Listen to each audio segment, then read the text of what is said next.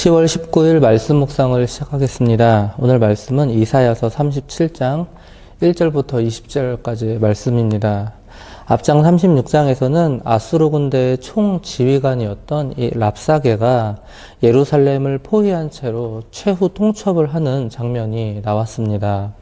그리고 협상을 위해서 자신들에게 나온 이 히스기야 왕의 사신들을 조롱하는 장면이 나옵니다.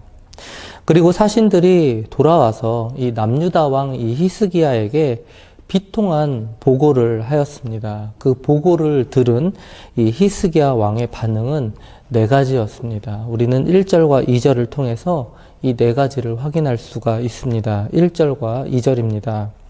히스기야 왕이 듣고 자기의 옷을 찢고 굵은 베옷을 입고 여호와의 전으로 갔고 2절 왕궁 맡은 자 엘리야김과 서기관 셈나와 제사장 중 어른들도 굵은 베옷을 입으니라. 왕이 그들을 아모스의 아들 선지자 이사야에게로 보내매. 첫 번째, 사신들이 그러했던 것처럼 그 역시 옷을 찢었습니다. 이 같은 행위는 극도의 분노와 슬픔을 표현합니다. 동시에 자신이 지은 죄에 대한 회개를 상징하는 그런 행동이었습니다. 둘째로 굵은 베옷을 입었습니다. 이 베옷은 재난 때 입는 옷입니다. 이 또한 자신의 잘못에 대한 성찰이죠. 깊이 깨닫고 반성함을 뜻하는 행동이었습니다. 세 번째로 그는 기도하러 여호와의 전으로 갔습니다. 한계 상황에 직면한 이 히스기야는 회개하였습니다. 그리고 일사각오의 그런 정신으로 하나님께 매달리기 위해서 성전으로 갔던 것이죠. 마지막 네 번째로는 엘리야김과 셈나 그리고 제사장들의 어른들을 선지자 이사야에게 보냈습니다. 그리고 이들과 함께 기도해 줄 것을 요청합니다. 또한 선지자의 입을 통해서 하나님의 말씀과 그 위로하심을 듣기 위하여 이 같은 행동을 하였습니다. 여기서 우리는 히스기야의 신앙을 엿볼 수 있습니다. 이 히스기야는 앞서 이 하나님이 아닌 사람을 의지하고 이 아수르에게 공물을 바친 실수를 저지르기도 했습니다. 그러나 그는 하나님께 엎드려야 할 때 엎드릴 줄 아는 사람이었습니다. 모든 문제와 걱정을 오직 하나님께 의뢰하는 그런 사람이었습니다. 히스기야의 이러한 행동은 오늘날 우리에게도 반드시 필요한 그런 모습이죠. 우리는 곤란에 처했을 때 무엇보다도 우선적으로 근신하며 하나님의 도움을 위해 기도해야 합니다. 진정으로 우리의 도움은 천지를 지으신 여호와께로부터 오며 그분만이 우리의 참 구원자가 되심을 우리는 항상 기억해야 할 것입니다. 3절입니다. 그들이 이사야에게 이르되 히스기야의 말씀에 오늘은 환난과 책벌과 능욕의 날이라. 아이를 낳으려 하나 해산할 힘이 없음 같도다. 왕궁의 중직들이 이 이사야에게 히스기야의 말을 전하고 있는 그런 장면이죠. 우리는 여기서 히스기야가 어떤 말을 이사야에게 전했는지를 잘 살펴봐야 할 것입니다. 오늘은 환난과 책벌과 능욕의 날이라. 오늘이 어떤 날이냐? 첫 번째로 잔악한 이 아수르 군대의 침략으로 말미암아 고난을 당하는 환난의 날이다라는 것이죠. 둘째로 히스기야 왕 자신이 전에 애굽을 의지한 것에 대한 책벌의 날이다라는 것입니다. 세 번째로 랍사게의 조롱으로 말미암아 능욕을 당하는 날이다라는 것입니다. 히스기야의 이 말을 통해서 우리가 알 수 있는 사실은 무엇이냐? 히스기야는 지금의 이 위기 상황의 원인이 무엇인지를 정확하게 깨닫고 있다는 것입니다. 문제를 해결하기 위해서는 그 원인을 정확히 알고 있어야 합니다. 질병도 마찬가지입니다. 그 원인을 알아야 정확한 치료를 할 수가 있습니다. 또한 영적인 질병도 마찬가지죠. 히스기야는 자신의 죄를 정확히 알고 회개하고 있었습니다. 우리도 마찬가지입니다. 현재의 상황을 정확히 파악하고 문제를 해결하려는 그런 의지가 오늘날 한국교회 그리고 우리 각 심령들에게 절실하게 필요합니다. 또한 이어서 히스기야는 이사야에게 이렇게 말했습니다. 해산할 힘이 없음 같도다. 자신의 힘으로는 현재 당한 이 고난을 극복할 수 없음을 인정하는 말입니다. 결국 하나님만이 이 어려움을 극복하는데 힘이 되어주신다는 사실을 알고 있었고 또 요청하고 있는 것이죠. 나는 아무것도 아닙니다. 나는 아무것도 할 수 없습니다. 라는 이 고백이 언제나 우리들에게도 있어야 할 줄로 믿습니다. 4절입니다. 당신의 하나님 여호와께서 랍사게의 말을 들으셨을 것이라 그가 그의 상전 아수르 왕의 보냄을 받고 살아계시는 하나님을 회방하였은즉 당신의 하나님 여호와께서 혹시 그 말로 말미암아 견책하실까 하노라. 그런즉 바라건대 당신은 이 남아있는 자를 위하여 기도하라 하시더이다 하니라. 여기서 우리가 주목할 부분은 그가 그의 상전 아수르 왕의 보냄을 받고 살아계시는 하나님을 회방하였은즉 히스기야는 자신의 목숨 내지는 남유다의 구원을 우선적으로 구하지 않았습니다. 히스기야는 그보다도 여호와의 이름이 더럽혀짐에 따라서 여호와의 그 위엄을 회복하는 데 더 관심을 두고 있습니다. 이것은 바로 히스기야의 하나님 중심적인 신앙입니다. 우리의 무엇을 먼저 생각하는 것이 아니라 하나님의 무엇을 먼저 생각하는 신앙이 바로 이러한 신앙이죠. 이러한 마음을 통한 기도는 반드시 선한 결과를 낳을 수밖에 없을 것입니다. 우리에게도 이러한 하나님 우선적인 그런 신앙이 반드시 필요합니다. 5절입니다. 그리하여 히스기야 왕의 신하들이 이사야에게 나아가매 왕실의 중직들 편으로 히스기야 왕의 정가를 이사야에게 보내줬습니다. 그리고 이사야 선지자는 기다렸다는 듯이 하나님의 메시지를 전달해 주는데요. 그는 이미 이 문제를 놓고 기도하고 있었고 또 하나님의 지시를 이미 받았다라는 것이죠. 우선 하나님께서는 그들의 마음을 진정시켜 주셨습니다. 6절입니다. 이사야가 그들에게 이르되 너희는 너희 주에게 이렇게 말하라. 여호와께서 이같이 말씀하시되 너희가 들은 바 아수르 왕의 종들이 나를 능욕한 말로 말미암아 두려워하지 말라.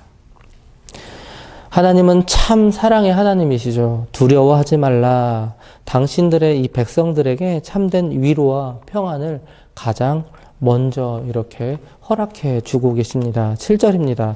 보라, 내가 영을 그의 속에 두리니 그가 소문을 듣고 그의 고국으로 돌아갈 것이며 또 내가 그를 그의 고국에서 칼에 죽게 하리라 하셨느니라 하니라. 하나님께서는 아수르 왕 이 사네립에게 하나님의 영을 두게 하셔서 소문을 듣게 하실 것입니다. 그리고 고국으로 돌아가게 하실 것입니다. 그 소문은 바로 하나님께서 구스를 일으켜서 이 아수르를 치게 하신 그런 사건이었습니다. 구스가 점점 그들에게 다가오고 있다는 그런 소문을 듣게 하신 것이죠. 그리고 결국은 그는 하나님의 손에 죽게 될 것입니다. 8절입니다. 아수르 왕이 라기스를 떠났다 함을 듣고 랍사게가 돌아가다가 그 왕을 만나니 림나를 치고 있더라. 한편 아수르인들도 두려운 마음이 일어나서 예루살렘을 퇴각할 것입니다. 그리고 랍사게 장군은 림나라는 곳에서 그의 왕을 만나게 됩니다. 원래는 이 아수르 왕 이 사네립도 라기스라는 곳에 있었는데 구스가 쳐들어온다라는 그런 소식을 듣고 림나라는 곳으로 이동하여 그곳을 점령지로 삼고 있었다라는 것이죠. 아수르 왕 이 사네립은 자신들의 뜻대로 유다가 쉽게 항복하지 않을 것이다 라는 그런 생각이 들자 더욱 강경한 어투의 편지로 그들을 협박하였습니다. 9절과 10절입니다.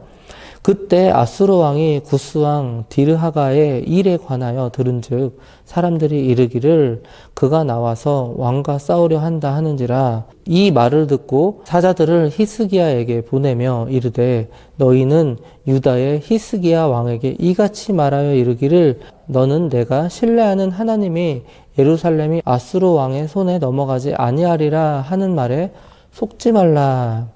하나님께서 구스를 일으켜서 이 남유다의 지원군으로 삼아 주셨습니다.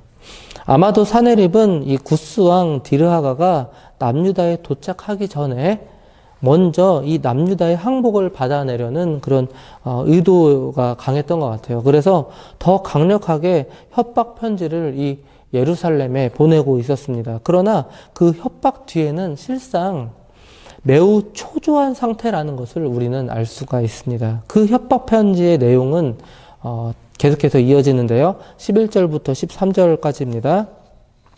아수르 왕들이 모든 나라에 어떤 일을 행하였으며 그것을 어떻게 멸절시켰는지 내가 들었으리니 내가 구원을 받겠느냐.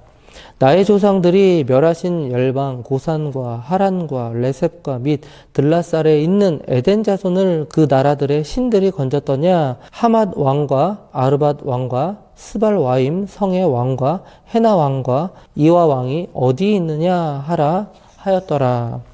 이 협박 편지의 내용은 자만과 오만으로 가득 차 있습니다.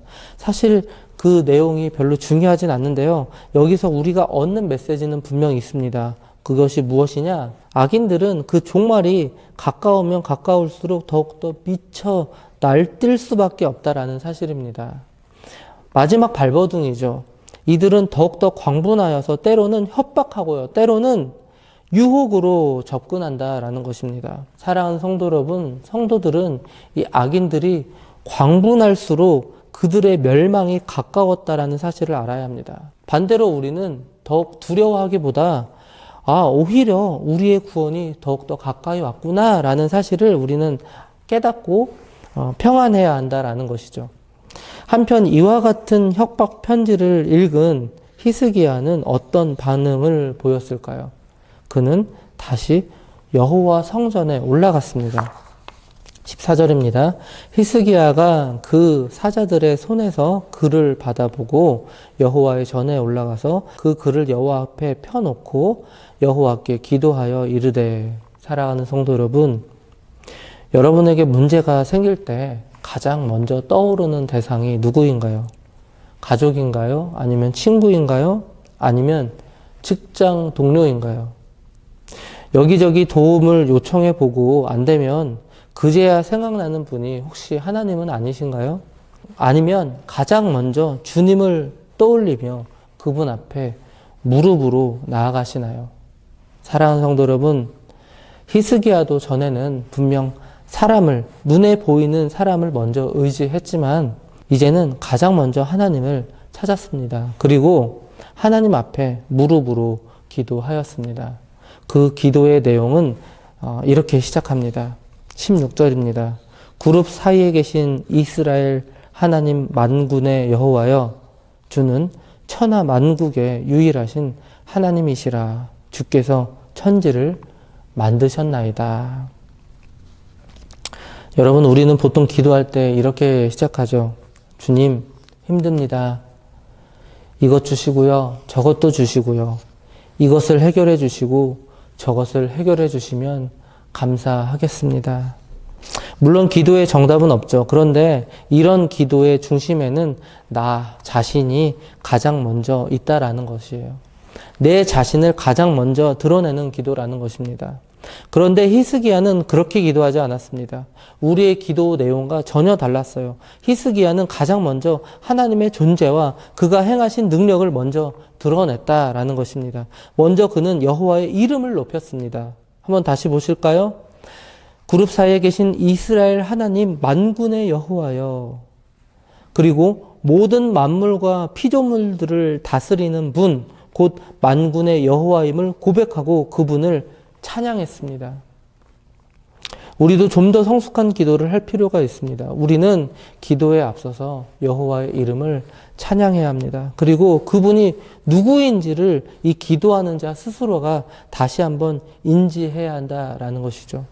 하나님은 우리가 눈을 감고 두 손을 모으기 전에 우리의 모든 필요를 이미 알고 계십니다. 기도의 행함 자체보다도 더 중요한 것은 어쩌면 기도의 자세라는 것이죠. 우리의 마음의 자세, 그리고 바로 중심을 하나님께서는 가장 먼저 들여다 보십니다.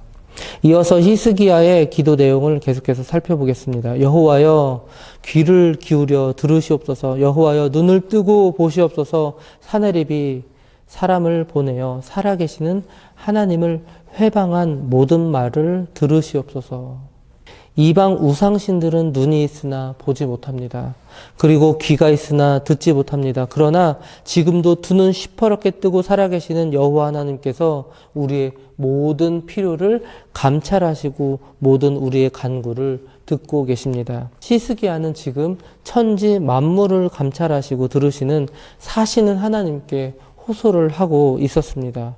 18절과 19절입니다. 여호와여 아수르 왕들이 과연 열국과 그들의 땅을 황폐하게 하였고 그들의 신들을 불에 던졌사오나 그들은 신이 아니라 사람의 손으로 만든 것일 뿐이요 나무와 돌이라 그러므로 멸망을 당하였나이다.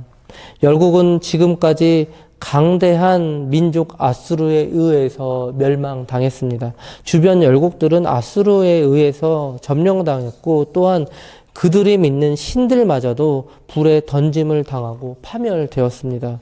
그러나 이 사내립이 모르고 있었던 한 가지 사실이 있었는데요. 사내립이 지금까지 멸망시켰던 이 다른 나라들과 이스라엘이 결정적으로 다른 한 가지가 있었습니다. 가장 도드라지게 구별되는 단 한 가지 무엇일까요? 바로 만물을 창조하신 살아계신 하나님께서 바로 이스라엘 가운데 계셨습니다. 이스라엘의 하나님은 이들과 근본적으로 다른 분이시죠. 즉 하나님은 사람의 손에 의해서 만들어지신 그런 분이 아니라 오히려 그의 형상을 따라서 사람이 만들어졌다라는 것이죠. 그는 자신의 형상으로 사람을 만드신 바로 창조주 하나님이셨습니다. 마지막 20절을 읽으면서 오늘 말씀 묵상을 마무리하도록 하겠습니다. 우리의 하나님 여호와여 이제 우리를 그의 손에서 구원하사 천하 만국이 주만이 여호와이신 줄을 알게 하옵소서 하니라. 참으로 멋진 기도가 아닐 수 없습니다. 아니 참으로 멋진 신앙입니다. 히스기야의 기도는 주님의 이름과 그의 행하신 일들을 찬양하는 것에서부터 시작하여서 그의 영광을 높이면서 마무리하고 있었습니다. 히스기야의 목적은 자신의 생명 그리고 남유다의 구원이 아니었습니다. 히스기야의 이 기도의 목적은 여호와의 영광이었습니다. 천하 만국이 주만이 여호와인 줄 알게 되는 것이었습니다. 너무나도 멋지지 않습니까? 사랑하는 성도 여러분, 이런 기도를 우리도 했으면 좋겠습니다. 이런 기도를 할 수 있는 신앙이 우리들에게도 있었으면 좋겠습니다. 여러분, 히스기야의 이 기도의 목적은 여호와의 영광이었습니다. 자신의 생명과 남유다의 구원은 단지 수단일 뿐이었다라는 것이죠. 사랑하는 성도 여러분, 우리의 삶은 오직 하나님의 영광만이 목적이 되어야 하고 우리는 단지 그 영광을 위한 도구로만 사용되어야 합니다. 우리의 삶의 주인공은 우리가 아닙니다. 바로 하나님만이 우리의 삶의 주인공이 되셔야 합니다.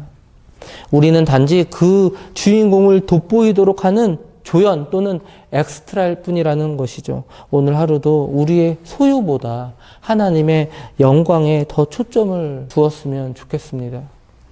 또한 기도할 때도 마찬가지죠. 우리의 간구의 내용보다 그분의 이름을 먼저 높이며 기도했으면 좋겠습니다. 오늘도 나는 없고 주님만 있는 그런 멋진 인생을 살아가셨으면 좋겠습니다. 오늘 하루 가운데 그런 삶을 사는 저와 장자 가족들 되시기 바랍니다.